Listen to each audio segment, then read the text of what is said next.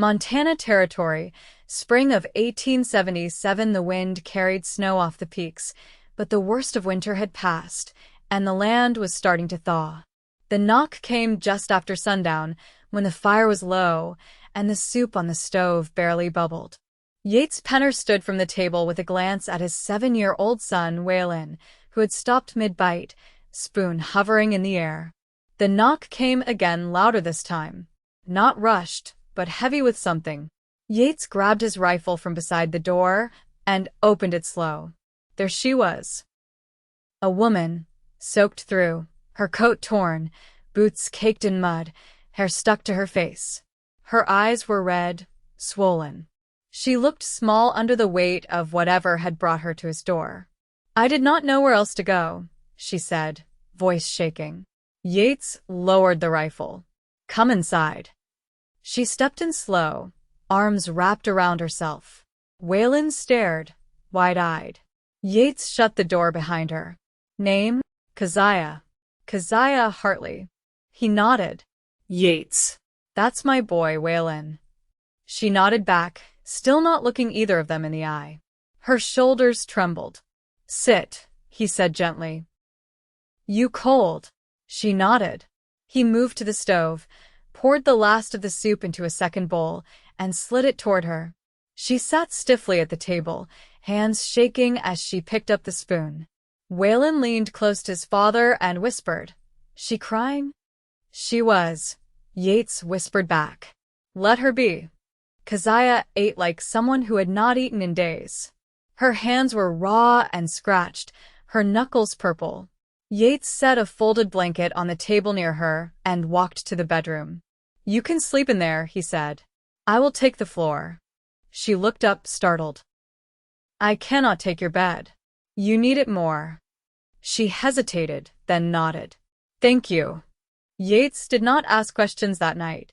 It was only the next morning, when the sun had crept in through the shuttered windows and the coffee was strong on the fire, that she told him. "I was with my sister's family, near Billings. They took me in after my pa died." Yates sipped from his mug, waiting. Her husband, he was not a kind man. Last month he tried to, she broke off, jaw tight. "I ran. Been walking since." Yates looked at her. "How far?" "Over 30 miles, I think. Took a wrong turn in the hills. I did not think I would make it." Waylin sat cross-legged near the hearth, carving a small piece of wood. "You can stay," he said. Keziah smiled, barely. "That kind of you." Yates studied her. She was not fragile. She had done what many could not, left the only home she had, crossed the hills with no horse and no map. That took grit. "You hurt?" he asked. "No," she said, though her limp said otherwise. "We will clean those cuts. You are safe here." She looked at him, then really looked. "Why are you alone way out here?" Yates glanced at Waylin. "My wife died years back. Pneumonia." Waylin was barely 3. "I came up here to make sure he had something better." Keziah's eyes softened. "I am sorry," he shrugged. "It is life." There were not many words after that. She helped with the washing, fed the chickens, and mended a torn sleeve on Waylin's shirt. She worked like someone who needed to feel useful. By the 4th day, she had color in her cheeks again. On the 6th day, Yates found her out behind the cabin, staring at the trees. "Thinking of leaving?" he asked. She turned quick. "No," she said. "I mean, I do not know. You do not have to decide now. You are welcome here." She nodded, brushing hair from her face. "I just never had anyone say that before." He looked at her, quiet. "Well, I am saying it now." She smiled then, small but real. "Thank you." That night, she sat with them by the fire. Waylin had fallen asleep on the floor, curled in a blanket. Yates handed her a cup of coffee. "You ever think about starting again?" she asked quietly. He stared at the fire. "Only every day." She glanced at him, something flickering behind her eyes. "Me too." He looked at her then, really looked. Her hands were still scraped, but her eyes were clearer now. strong. She had not come here to be saved. She had come because she refused to stay where she was not safe. "You can stay as long as you want, Keziah," he said. She nodded. "And if I want to stay for good?" He paused. "Then we will figure that out." That night, he gave her the bed again. But she lingered at the doorway before stepping inside. "Yates." "Yeah. I feel safe here." He nodded. "I am glad." And he was, because something had shifted. And he had not felt that in a long, long time. The snowmelt swelled the creek behind the cabin, turning the bank soft and dark. By late April, the trees had shaken off winter's hold, and the hills breathed green again.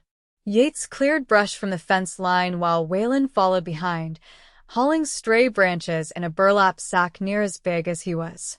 Keziah had taken to mending the roof seams with pitch and scrap cloth, her hands steady even on the ladder. One morning, as the sun climbed over the ridge, she folded a square of cotton into her satchel and met Yates outside. "I found a dry patch east of the bluff," she said. "Might be good for planting." Yates leaned on his shovel, sweat already dampening his collar. "You've farmed before?" "Not alone," she said. "But I remember enough." He nodded once. "We'll walk it before supper." Her eyes caught on something over his shoulder. "He's grown quiet today." Yates turned. Waylin crouched by the chicken pen, building a line of flat stones in the dirt with a seriousness that made Yates' chest tighten. "He does that when he's thinking," Yates said. "Something on his mind." Keziah shaded her eyes. "He asked me last night if I had a ma." Yates wiped his brow. "What did you say?" "That she died when I was 12. I think he was trying to figure out where to place me." Yates didn't reply. He watched Waylin trace his finger along the stone line, then return to the coop and adjust a crooked board. Keziah's voice dropped. "Gentler now. He's a good boy." "He's the best of her," Yates said. They didn't speak again until evening, when Yates led her toward the bluff she'd mentioned. The air was damp from recent rain, and the soil gave underfoot. He bent to test it with one hand. "Black loam. Holds water. Good eye." She crouched beside him, pressing her fingers into the earth. "It feels right." He stood slowly. "We'll fence it in next week. Potatoes, maybe beans." "I can handle the weeding," she said. "I've got patience for that." They lingered there longer than they meant to, listening to the wind comb through the tall grass. When they walked back, they didn't speak much, but something had settled between them, quiet, steady. Not promise, but the shape of one. That night, Keziah stayed at the table after Waylin had gone to sleep. She hemmed a pair of pants from a worn sheet, her needle moving with practiced rhythm. Yates sat across from her, cleaning the rifle by lamplight. "Do you ever miss town?" she asked. He didn't look up. "No use missing what never suited me." Her eyes flicked up. "You always been like that? Certain about things?" He paused, setting the oiled rag aside. "I used to chase certainty. Thought it'd keep me from losing anything else." She studied him. "And now I make do with what's real." Keziah tied off the thread and set the pants aside. "I don't know what I believe in yet. But this place, it doesn't feel borrowed." He met her gaze. "It's not." She stood slowly, stretching her back. "Good night, Yates." He watched her walk to the bedroom, the lamp casting her shadow long across the floorboards. "Good night, Keziah," he said. The next morning, he found her outside before dawn, sleeves rolled, her hands sunk in the earth where they'd marked rows the day before. "You couldn't sleep?" he asked. She didn't look up. Didn't want to waste the light. He crouched beside her. "You planning to stay through planting?" She glanced at him, something unreadable in her expression. "I'm planning to see it through." He nodded, heart beating slow and deep. "Then we'll plant together." Waylin's voice rang from the cabin. "Pa." Yates stood. "Come on," he said to her. "Biscuits'll be ready." As they walked back, Keziah slipped a small stone into her pocket, one she'd found buried in the tilled row. She didn't say why, and he didn't ask. But he saw the way she held it, like something worth keeping. By mid-May, the land had shifted. Not just in color or scent, though those things had changed too. The aspen leaves had turned full and green, and the air held warmth even after the sun dipped low, but in how the quiet between the three of them had settled into something lived in. What once was caution had turned to rhythm. Yates was mending the barn door hinge when Keziah came up behind him with a cloth-wrapped bundle. "I found these out near the edge of the pines," she said, unwrapping it to show him a clutch of morel mushrooms. Still firm. He took one and turned it in his hand. "You sure they're not false caps?" "I checked the stems. Hollow all through." He gave a short nod. "We'll cook them with the salt pork tonight." She lingered, her arms crossed loosely. "Waylin asked me why I don't wear dresses." Yates set the mushroom down and leaned against the barn siding. "What did you tell him?" "That I haven't owned one in years, and that I work better without skirts tangling my legs." He cracked half a smile. He's probably never thought on it until now. He didn't seem bothered, just curious. "I reckon that's how he learns. Watching. Asking straight." She looked off toward the ridge. "He's been teaching me, too. The names of birds. Which ones call at dusk." Yates followed her gaze. "He knows this land better than I do most days." A long silence stretched between them, but it wasn't empty. Yates ran a thumb along the edge of the mushroom cap, then looked up. "You've been sleeping lighter lately." She turned to him, brows drawn. "You hear that?" "Hard not to, with the floor creaking the way it does." Keziah exhaled, not quite a sigh. "I thought if I left that place, the dreams would stop. But sometimes they follow me." Yates didn't speak for a moment, then said, "You want me to fix the latch on the bedroom window? Maybe having it shut tight will help." She blinked at that, as if surprised by the offer. "That might be good." He nodded and pushed off the barn wall. "I'll take care of it after supper." That night, Keziah cooked the mushrooms with thick slices of pork, the scent drawing Waylin in before the meal was done. Afterward, as the boy dozed with his head on a folded shirt near the hearth, Keziah sat by the open window, lantern light brushing her cheek. "You ever think about going back down there?" she asked, her voice low. Yates shook his head. "Nothing left for me below the timberline." "That's not what I meant. I mean, To town. to people." He leaned over, resting his forearms on his knees. "I've thought about it, but not for myself." Keziah nodded slowly. "You worry for Waylin. He'll need schooling soon. Maybe more than I can give." She turned toward him. "I was taught to read by a circuit preacher's wife. I could help if you'd let me." He looked at her. "You do that?" "I'd like to." The fire popped behind them. Yates watched her, her fingers tracing the rim of her mug. She had come here with nothing but a name and bruised hands, but she'd given back more than he could have expected. "You think you'll ever want to leave?" he asked. She met his eyes, steady now. "I think I already stayed." He sat back, that quiet settling again. Not heavy, not uncertain, just full. When he rose to check the window latch, she stood with him. "I'll help," she said. "If I'm staying, I want to know how this place holds together." He handed her the oil tin, and they moved toward the hallway without speaking. Later, after the creak of the window hinge had been eased and the latch set firm, she paused at the bedroom door. "I sleep better knowing someone's watching the place," she said. Yates reached for the lantern. "Then you'll sleep better tonight." She nodded, eyes lingering a moment before she stepped inside. He stood in the hallway another beat longer, the smell of earth and cooked mushrooms still clinging to his shirt. In the silence, he realized something had changed, not in a jarring way, but like a trail worn gradually underfoot.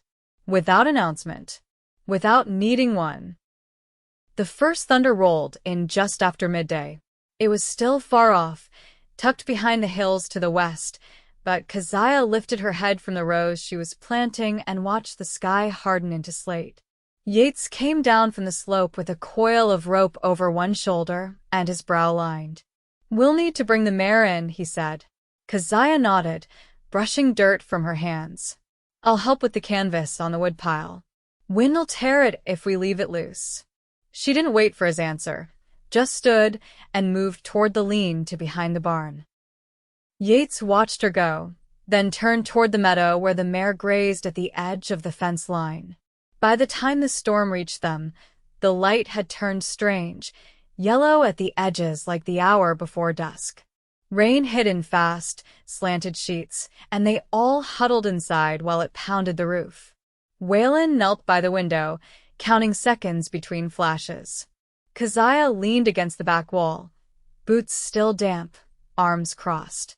Her hair was darker from the rain, plastered near the ends. "Storms like this scare you?" Yates asked. She shook her head. "Not storms themselves. Just the waiting." Waylin turned. "Waiting for what?" She didn't answer right away. "Then, for something to give. Roof, tree, nerve, doesn't matter which." Yates moved to the stove, stoked the fire to keep the warmth even. "Well, nothing's giving here," he said. "Not tonight." The wind rattled the shutters once, then eased.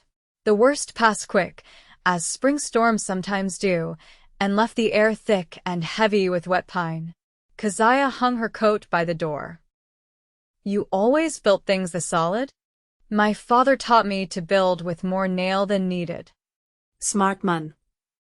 "Hard man," Yates said. "But he taught me what mattered." Waylin curled up near the hearth with a sack of dried corn, sorting kernels by size for a game he'd made up. Keziah sat on the bench, towel in her hands, twisting it without noticing. "You ever think about your mother?" she asked, suddenly quiet. Yates didn't look up from the fire. "Every spring. She died in one, like mine." Keziah studied the towel. "Mine used to sing when it stormed." Said the sound kept her grounded. "You sing?" "Not anymore." He glanced over. "You could." She gave a faint shake of her head. "Voice isn't what it was. It doesn't have to be." Keziah looked toward the window, where rain still dripped from the eaves. "I don't know how to live like this, with things steady. It's like my bones are waiting for the floor to fall in." Yates stood and poured water into the basin. "Then let them learn slow. No one's rushing you." She stood too, arms loose now at her sides. "I'm trying." He met her eyes. "I know." That night, as Waylin slept with the dog curled against his legs, Keziah lingered by the doorway to the bedroom. "Yates." He looked up from the book he was reading. "I could move my things to the back room." He set the book down. "That's just a cot and a cracked window. I don't mind." He stood slowly. "Why?" "I think I want to earn the sleep I get here." He nodded once. "I'll help you move the trunk tomorrow." She didn't smile, but her eyes changed, less guarded, more certain. As she turned to go, he said, "Keziah." She paused. "You've already earned it." She didn't answer, just stepped inside and shut the door behind her soft. Yates sat back down, the book forgotten, listening to the wind settle. Outside, the storm was gone. But inside, something had begun to root. Not loudly, not quick, but deep and sure. The first blossoms opened at the edge of the creek, pale and small, clinging to the wet bark of the willows. By late May, the air carried the scent of damp grass and ash from the last of the spring burn piles. Life had taken on a rhythm, the kind that asked nothing but presence. Yates stood on the porch, rubbing linseed oil into the grip of his axe, when Keziah stepped out carrying Waylin's shirt, newly patched at the hem. "He's outgrowing everything," she said, holding it up. "I've let the seams out twice already." "He'll need boots again before fall," Yates said. "He's walking like his legs are too fast for the rest of him." She smiled, folding the shirt over her arm. "I reckon that comes from you." He set the axe against the wall. I wasn't that tall at 9. He's not 9. Yates tilted his head. Close enough. He'll be 8 in August, she said. He told me yesterday. Yates let out a breath. I forget sometimes. Dates slip by. Keziah's expression softened, and she looked toward the slope beyond the barn. I remember the years by what I lost in them. He didn't answer right away. Then, you remember anything worth keeping? She glanced at him. Some things. He stepped off the porch and walked toward the chicken coop, and she followed. You ever think you'd raise a boy? She asked. I didn't think I'd raise anyone. But you did. I had to, he said. Then I wanted to. They reached the coop, and he opened the gate. Keziah crouched to check the feed bin, brushing a feather from the lid. I want to be part of what you've built here, she said. Not just someone passing through. Yates didn't move. You already are. But I want it. Named. Clear. She stood, brushing her hands. Not just for me. For him too. He nodded slowly. I've been thinking on that. She waited. About what makes a family, he said. What makes it real? I think it's what you choose. And what you stay for. Yates looked at her, the early sun catching the streaks of auburn at her temple. Then I choose this. Keziah's throat moved once as she swallowed, and she stepped closer. I do too. They didn't speak after that, just stood across from each other, the morning settling around them like a breath held too long. By midsummer, the garden had taken root strong.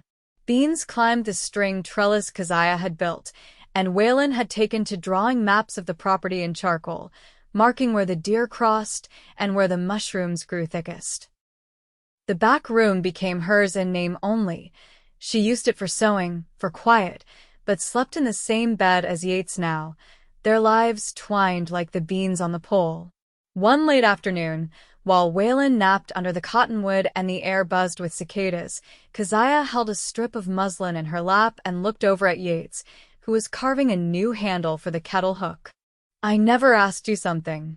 He didn't look up. Ask it now. Did you love her? He blew wood dust from the groove. I did. She was kind. She liked to hum when she thought no one was listening. Keziah nodded, eyes on the muslin. That's a good thing to remember. He set the knife down and looked at her full. But I've never had what I have now. She met his gaze. Neither have I. That night, after supper, Keziah pulled a folded piece of paper from the shelf above the stove. I want to write to the circuit clerk, she said. Your name, mine. I want it right. Yates took the paper from her and opened it. You sure? I've never been more. Waylin looked up from the floor. What's that mean? Keziah knelt beside him. It means I'll be your ma, if you want me to be. He blinked, then nodded once, firm. Ida. That summer passed into fall. The garden died back, and they saved seed in glass jars. Keziah's name was added to the deed with the clerk's seal, and the preacher came up from Gallatin in mid-September to speak the words over them under the birch tree behind the house. Waylin stood between them, holding Keziah's hand in one and Yates's in the other. She wore a dress for the first time in years, simple, calico, made from a bolt of fabric Yates had traded for with a trapper who owed him favors. It didn't fit like her trousers did, but she stood tall in it all the same. I never thought I'd belong to something again, she whispered after the vows. You don't belong to it, Yates said. You built it. They kissed, soft and real, and the wind stirred the grass around them. Years later, folks in the valley would say the Penner place sat strongest through flood and fire alike, that no hardship ever cracked it. But no one ever asked why. They didn't need to. There was a woman who came with nothing but her name and a wound she never showed, and a man who had built a life from silence and ash. And between them, a boy who learned not just how to survive, but how to grow. And when the light came through the trees each morning, it fell on 3 plates at the table, 3 boots by the door, 3 hearts that had, against all odds, found home.